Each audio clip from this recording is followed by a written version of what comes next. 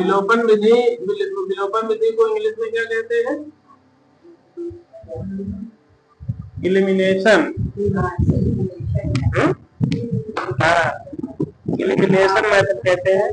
अब देखो सुदेव भैया, क्वेश्चन बोलिए कौन सा है? क्वेश्चन बोलिए कौन सा है इसमें? थोड़ा अच्छा से। ये x dy बराबर c,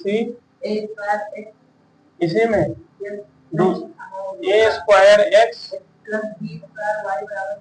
b स्क्वायर y बराबर c स्क्वायर।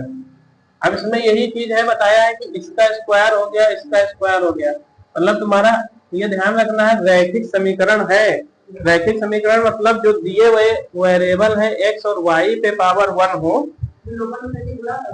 हाँ, अब इसमें जरा देखिए भाई, हम विलोपन करेंगे। विलोपन में रूल क्या होता है?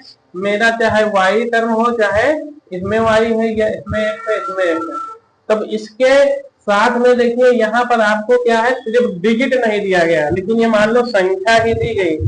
मान लो यहाँ 3 लिखा होता तो ये 3 का स्क्वायर जरा करके देखो तो क्या हो जाता? 9। तो एलसीएम दिमाग में रखो कि 9 आया, तो यहाँ पर 9 आ रहा है, यहाँ पर 3 है, तो एलसीएम फाइनल क्या आएगा? जब आप ध्यान दो, यहाँ 3 है, यहाँ है 3 का स्क्वायर, तो यहाँ 9 हो गया, यहाँ 3 है, तो एलसीएम फाइनल क्या मिलेगा? 9। बस वहीं से खेल खत्म होगा। तो 9 होगा तो यहाँ 9 है, तो यहाँ पर 9 करने के लिए यहाँ पर a से गुणा करना पड़ेगा, तभी तो 3 होगा। बस, तो समीकरण 1 में अगर x को हटाना पहले जाए तो पहले y को हटाओगे कि x को हटाओगे? बताओ, जो बताओ वो कर दे। पहले x को हटा दिया जाए, तो x को हटाने के लिए सबसे पहले हम क्या करेंगे? हाँ, इसमें क्या लिखेंगे? ये मेरा समीकरण 1 हो गया, ये समीकरण 2 हो गया। तो यहाँ पर देखिए, जब अंक होता है तो एलसीएम जल्दी समझ में आता है, लेकिन जब उसके साथ कोई कांस्टेंट हमारे आ जाते हैं अल्फाबेट में, तो वहां पर समझना होता है। मान लो ये a होता और इसी के साथ में यहाँ a क्यूब होता, तो आपको एलसीएम उसी के जितनी बड़ी डिग्री होगी तो वही एलसीएम होता है।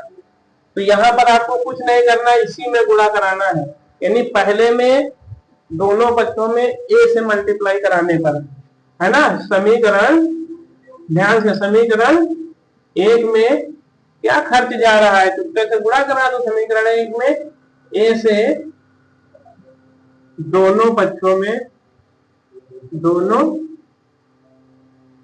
में गुणा कराने पर, हाँ, गुणा करने पर, गुणा करके,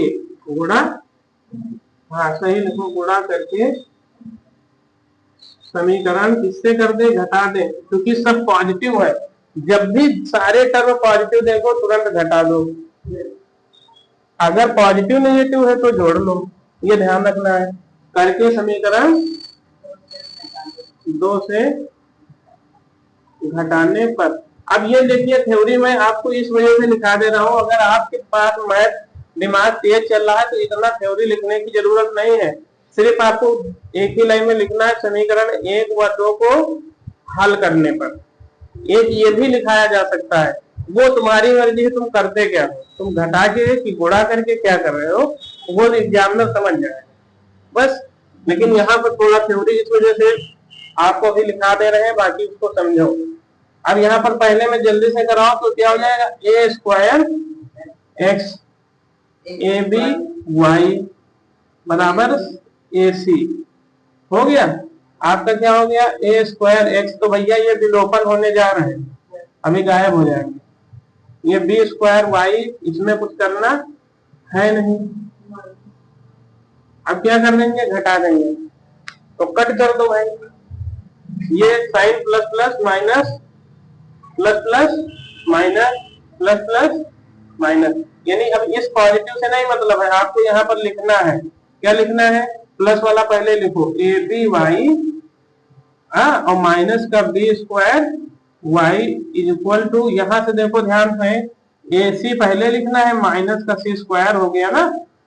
बस इस तरह से लिख लेना, क्योंकि वही चीज बचा है। अब नंबर होता तो भी आसान होता है, यहाँ कोई नंबर अब आपको करना क्या है बताओ, इसमें देखो क्या करना, मुझे y को कैलकुलेट करना है ना, तो कॉमन ले लीजिए फाइनली y, क्या ले लीजिए, y कॉमन ले लीजिए, तो y को निकालना,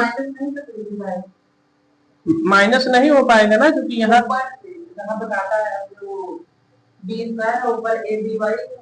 ये माइनस नहीं होगा क्योंकि सब में अलग अलग है ना। हाँ, ए बी वाई, यहाँ भी ए बी वाई होता तभी घटता, ये भी ध्यान रखना है, सिमिलर टर्म होना चाहिए।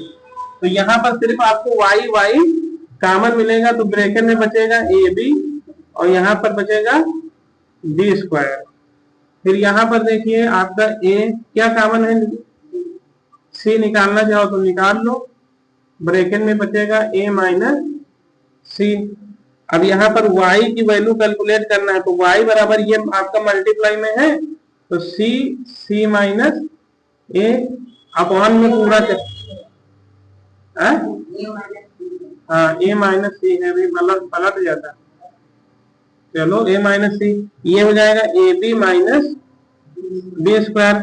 सरल बनाने के लिए वैल्यू थोड़ा और सही कर लो, सी ब्रैकेट में ए माइनस सी और नीचे कॉमन देखो b कॉमन है, तो b कॉमन हो जाएगा तो क्या बचेगा a माइनस बी।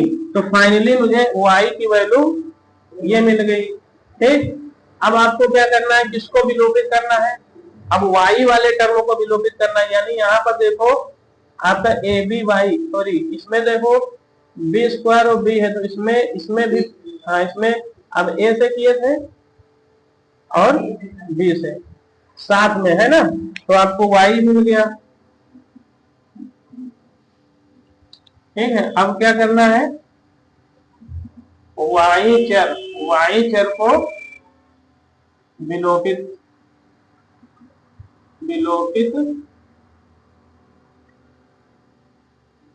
करने के लिए क्या कर देंगे, बस इतना लिख दो, है ना। अब वही काम करना है कि भाई समीकरण एक में b से गुणा करा दो, जल्दी से देख लो। तो ये क्या हो जाएगा, ध्यान देना है, ए बी एक्स क्या हो जाएगा, ए बी एक्स, यहाँ पर क्या हो जाएगा प्लस बी स्क्वायर वाई। भाई मुझे वाई खत्म करना है, यहाँ पर बी से कराएंगे तो क्या हो जाएगा बी सी। अब नीचे जैसा है वैसा लिख लो, ए स्क्वायर एक्स और यहाँ पर बी स्क्वायर वाई वाई है। अब ये भी तुरंत अभी गायब हो रहे हैं और ये हो जाएगा आपका, इसमें सी स्क्वायर है यहाँ, अब आपको घटा लेना। अब यहाँ पर कह दो कुछ नहीं होगा भैया, ये प्लस प्लस क्या होगा माइनस, ये प्लस प्लस माइनस। अब ये आपका विलोपित हो गया, बाकी जो बचा है इसको प्लस का ध्यान रखना है, हमेशा ए बी एक्स पहले लिखना है और माइनस का ए स्क्वायर एक्स लिखना है, फिर बराबर यहाँ भी माइनस होगा, तो बी सी माइनस सी स्क्वायर। कॉमन निकाल लो, नाम दे क्या आ जाएगा, ए एक्स निकाल ले, पहले एक्स निकाल लो क्योंकि एक्स चाहिए, तो ब्रैकेट में क्या बचेगा ए बी ए स्क्वायर, यहाँ पर सी कॉमन आ गया तो b माइनस सी बच गया। अब मुझे चाहिए क्या, इसमें a भी कॉमन है, तो फाइनली x की वैल्यू क्या हो जाएगी c b माइनस सी, और कॉमन निकालते निकालते लेके जाओ इसको, रास्ते में a निकाल लो, रास्ते में a निकाल लो और बचेगा b माइनस a। तो ये आपका हो गया y का मान, इसको चुपके से बॉक्स में बंद कर लो, और ये आपका हो गया इसका मान। ठीक है, तो दोनों तरीकों से हम विलोपन करेंगे। क्वेश्चन में फाइनली ध्यान रखना है